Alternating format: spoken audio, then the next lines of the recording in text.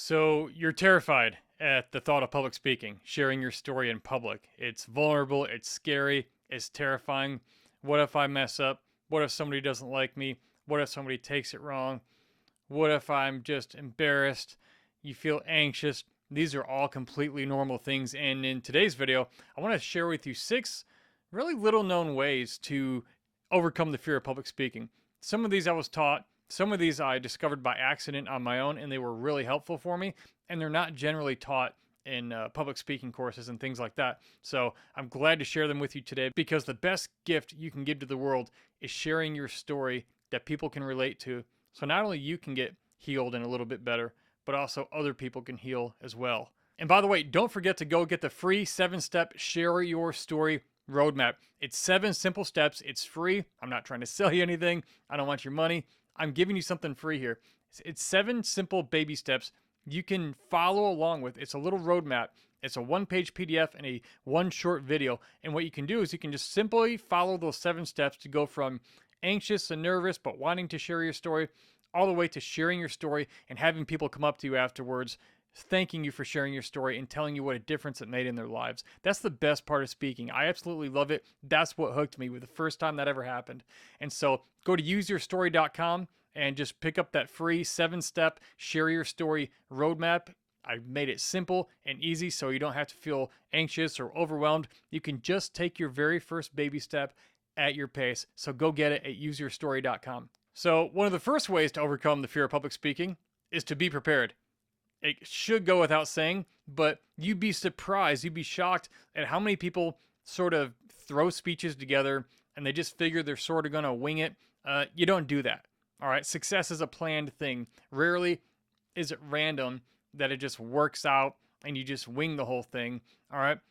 When you are not prepared for something, you automatically feel more anxious, more stressed out, more overwhelmed. And think about it. If you're going on a date and you don't know anything about the person, or you're going into maybe a job interview and you don't even know much about the company or the role they might be hiring you for, or you haven't talked to maybe the person interviewing you before, so you don't know if they're mean or if they can help you put you feel at ease, things like that. The less prepared you are, the more stressed and overwhelmed you'll be. And the best way, one of the best ways to overcome the fear of speaking is to be prepared when it comes to your speech, when it comes to the structure of your speech, knowing it's structured correctly. And at useyourstory.com in our program, we teach you how to put together a speech the right way, very simply and easy. And it amazes me how many even celebrities, people with big names, I watch them give speeches. And let's be honest, I'll just be truthful with you. Their speeches absolutely sucked. It was bad. And then I've seen people you've never heard of and I had never heard of. And they gave a speech that just blew me away. And it touched me in the heart. It touched me in the inside. It touched my mind. It made me think differently, or it challenged something. And I really, really appreciated the person because I could tell that they really prepared for it. And they weren't wasting my time. All right. So be prepared and know what to expect at a speaking event. Talk to the meeting planner. Ask them what is expected of them. I have a whole checklist in the Use Your Story program about things to look out for so you don't get blindsided when you get to an event. So again, be prepared with your speech and with the details of the event. And again, we go into more of that in the Use Your Story program. The second way to overcome the fear of public speaking is to know that your audience wants you to win. Unless you're a politician, some of them want you to win. Others just want to watch you burn. And both will show up at your rally if you're a politician. I don't think that's any of us here. That's actually not what I'm teaching in this course, so you don't have to worry about that unless you go into politics later. But you'll have thick skin if you do have to go into that. But generally know that your audience wants you to win. They're normal people just like you and me. And they're not there to criticize you. I mean, they're giving you one of their most valuable assets, and that's their time that they can never get back. They want you to win. They want you to do well. They want you to enjoy yourself, and they want to be able to have something, even just one little thing of value that they can take away from your speech so that they can apply it to their lives and somehow have a better life, or at least improve their lives in some certain area, even if just by a little bit. They want you to win, they want you to do well, and they want to take away value from you. The third lesson here is to actually care about your audience. You wouldn't believe how many speakers I've seen over the years and encountered. They're just there to sell something, and they have all these little, what they think are like these little ninja mental techniques, and they think they're getting around on people by telling them to, "I'll go stand in the corner and I'll be right with you," because you're supposed to, we were taught that standing in the corner means you're in trouble, because he's over here trying to sell somebody something and he doesn't know if you're ready to buy yet or not. Bunch of crap like that. You wouldn't believe some of the stupid stuff that goes on. Some people take way too much of their own medicine. But actually care about your audience. These are people just like you. They have brothers and sisters, they have jobs, they may be married or have kids, they have careers. They're stressed out about a lot of the same things you are, and they've probably gone through a lot of the same trauma you have. You just don't know it. But when you come to your audience with the mindset of, I know everyone in this audience is fighting some sort of battle, and I want to help them win, or at least contribute to their winning, that makes a difference on how you come off, because it's a proven communication scientific fact that most of our communication, the majority of what we communicate, does not come out of our mouths. It comes out of our body language. It comes out of our looks and our expressions, our nonverbal cues that we give off. And if you're just trying to sell people something and you think you're going to get over on people, people aren't dumb. Don't get me wrong. People make a lot of dumb decisions every day, but people are not dumb. They can read you like a book, and most of them won't say anything to you. They just won't talk to you afterwards or be impacted by you or helped by you in any way if you don't just genuinely care about your audience. And so remember that it's a lot easier to talk to people in your audience when you actually care how they feel and about what they're going through. Not that you can be the ultimate solution for what they're dealing with, but if you actually care about people, you care about the people you're talking to, people feel it. People can feel the love. That's one way to put it. People can feel it. And here's what's even more funny. There are so many fake people in this world that when you're just genuinely yourself, people notice. It's really sad and pathetic, actually. I always say to people, how pathetic is it that we live in a world where that is so fake and so prefabricated, and everyone puts on a mask and a show. How sad is it that when somebody's just genuinely being themselves, people notice and appreciate it because they know the real thing when they see it. And it seems to be so uncommon nowadays with social media and the news media that when people actually see it, they notice it when somebody's just being themselves. In fact, over the years, that's been one of the biggest compliment I've gotten.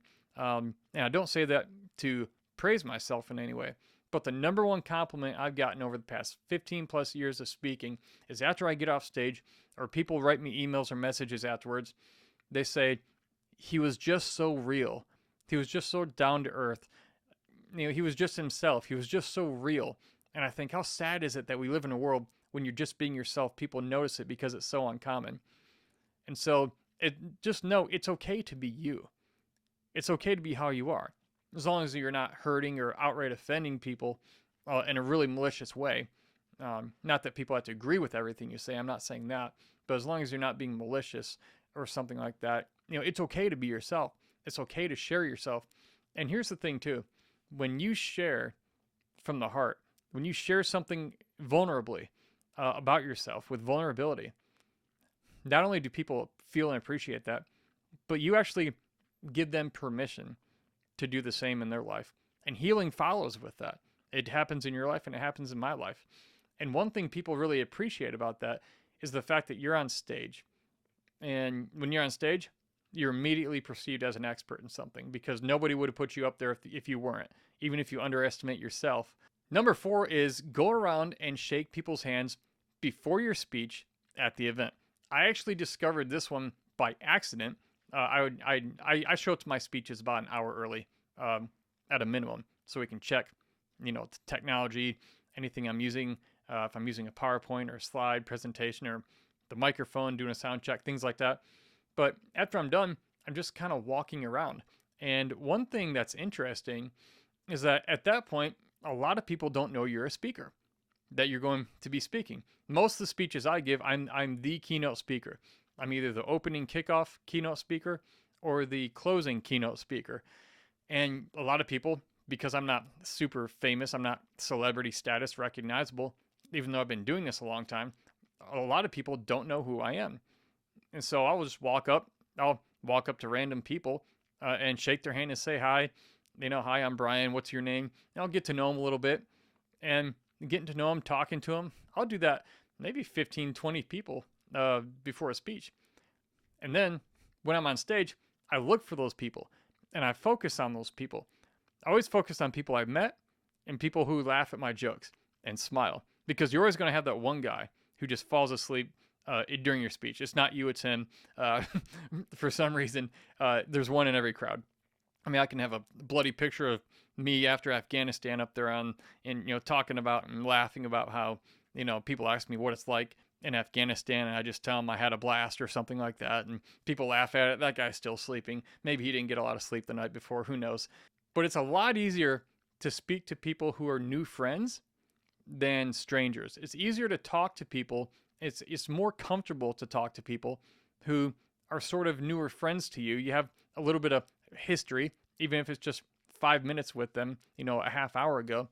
It's easier to talk to friends and people you have a little bit of history with, even if it's a little bit of history, than it is to talk to complete strangers.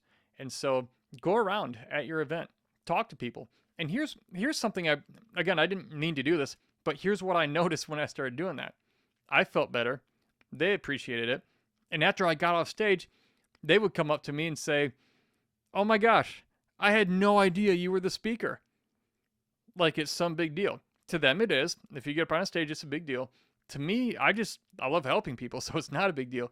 But they couldn't believe that the speaker, the keynote speaker for the big event, would come up and talk to them, and they didn't even realize it was me. And so again, I'm not a big deal, but in that context, as a keynote speaker, I'm perceived as that, and you're perceived as that if you're on that stage. People look at you differently. They sort of put you on a pedestal, and I understand why that happens. I don't really like it personally, but I understand why, and I definitely use it not just to my advantage, but mostly to their advantage. And one of the best ways to connect with people and be comfortable is connecting with them before your speech. And then, hey, if they don't realize it's you until afterwards, they can't believe that the keynote speaker came up and talked to them before the speech, and then they found out it was you, and now they love you even more. All right, so that's goodwill, that's good relationship building, that's good speaking right there. The fifth thing you can do is give away something free. And now there is a marketing mindset behind this, but make sure you give away something free that's of value. A lot of times it's like a digital download or a video lesson or like a PDF, something that is really helpful for your particular audience, that you know how to do, that you can help them with. It helps them solve a problem. You can just refer them to your website where they can download this. People love getting free stuff, and it spreads a lot of goodwill to give away free stuff. It's great for relationship building. It tells people, look, I'm not here to just sell you something. You give them a ton of value in your speech. You give away something of equally great value that they can take home with them, and they can get value out of it. Usually it's like a download. So you go to my website. Like when you go to UseYourStory.com, if I'm speaking to an audience of trauma survivors who want to share their stories or something of that nature, or if I'm on a podcast or an interview, I tell people, go to UseYourStory.com. I have this free 7-step share your story roadmap that shows you the baby steps for going from where you are to where you want to be, sharing your story. Even if you're brand new and you feel nervous and you've never done it before, it's easy. And you can take your first step. People appreciate the value of that. Because if I just said, hey, here's how to speak to 10,000 people in an audience, most people aren't there. They wouldn't even get it. They wouldn't even want to download it because they're not there. It would be too much to bite off. All right, so a lot of people are afraid of being accused of being salesy or selfish or trying to get something out of people, and that's why they're speaking or sharing their stories. But when you just give away something for free, it spreads goodwill among everyone else, among your audience members, but it really kind of shuts up the critics who want to accuse you of just trying to sell people stuff. And by the way, there's nothing wrong with selling something. We live in a culture where bad, sleazy salesmen have made us all look bad. Because look, I've written 4 books. I have a book called Redeployed. It's right over here on my shelf. And if that book can help another military veteran like me overcome the struggles with PTSD that he or she deals with, they don't kill themselves and they don't get divorced. They get better and they're a better family person and a better spouse and a better parent. I'm glad I charged them 15 or 20 bucks for that book. Would that be a worthy investment? Is that a worthy investment on their end? Hell yes, it is. I mean, if a divorce is going to cost you 10 to 20 to $30,000, split everything you ever worked for 50-50 or more, and you're going to lose everything, including lots of your relationships, maybe even the respect of your kids or the alliance of your kids. Man, if you can just, for 20 bucks, there's something in a book that can help you deal with an issue that can prevent that. Is that a worthy investment on the person's end? Yeah. Now I'm getting into sales psychology right now. I'm getting into overcoming sales. That's not my point here, but that's just a little extra for you because it came to mind. I didn't plan on telling you that. And here's my sixth piece of advice. Identify the 2 or 3 major key objections that you think people might have to you sharing your story or the lessons that you're sharing during your speech. Here's why this is important. It can keep hecklers at bay. It can keep people who might perceive you wrong or incorrectly from wanting to say something, which I don't know if I've ever had anyone shout at me during a speech. That's really, really rare. Not that it doesn't happen to speakers, but I've been doing this 15 years. I don't know I've ever had it happen. But one reason people heckle sometimes is because there's some sort of misunderstanding that is miscommunicated. And so what you can do is if you know there are going to be 2 or 3 objections or rebuttals to your story, or 1 or 2 of the points you're going to make, or you could do this. You could do this, identifying 2 or 3 objections with each of your key talking points. That way, you're less misunderstood, but also it keeps critics or hecklers at bay who might disagree with you. A good example of this came. I was actually talking to a therapist during therapy years ago, maybe 7 or 8 years ago, and after we were done talking, she was there to help me. She had mentioned she has a speech coming up, and she's a psychologist, a PhD, a therapist, a counselor, and she said, every time I talk, there's this, there's other counselors in the audience, but there's also medical doctors, MDs, and apparently there's this friction sometimes between psychotherapists, mental health doctors, and medical doctors. And so there's a difference in what they do. Sometimes there's friction. And she said, there's always this one MD, and he always wants to say something. And it's just so annoying. It makes me feel anxious.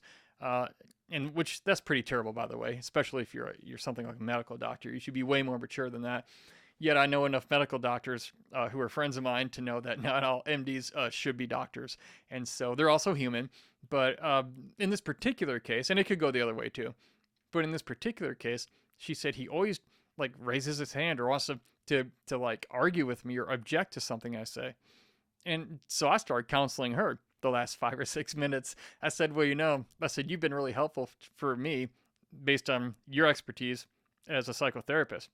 I said, but I've been a professional speaker for about 11 years. I think about 10 or 11 years at that point. And I said, I know exactly what you can do to not feel anxious and to keep that person quiet. Would you like to know what it is? And the look on her face brightened, and she just said, oh my gosh, please. And this is what I told her. I said, think about the 2 or 3 things the biggest things he might object to. And I say, when you open your speech or you get to the point in your one of your lesson points that you think he's going to object to, just address it up front and just say what those things are. Because here's what's going to happen. If she addressed his arguing points that he wanted to debate her about, if she already addressed it, he would actually look bad if he raised his hand and asked about it again, because she could just say, well, sir, I actually already addressed that, and I appreciate the question, but I already addressed that. And if he wanted to argue with her and keep debating, everyone else around there who he wants the respect of, they would sort of just look at him weird and think, why does he keep asking her this question? She already addressed that. Can we move on? And so it puts the heckler or the possible critic in a position where they might look bad, and they don't want to look bad. They want to look good to everybody. And so think about, that's just an example, but whenever I say something that might be confrontational, I'll say it and I'll say it bluntly, but I also sometimes preface it, or afterwards very quickly, I'll explain how this may not be the case for everybody, but here's what I've learned. And so, think about that. What are some objections? What are like two or three of the major objections that you might get when you're sharing your story, or one of the key lesson points in your speech?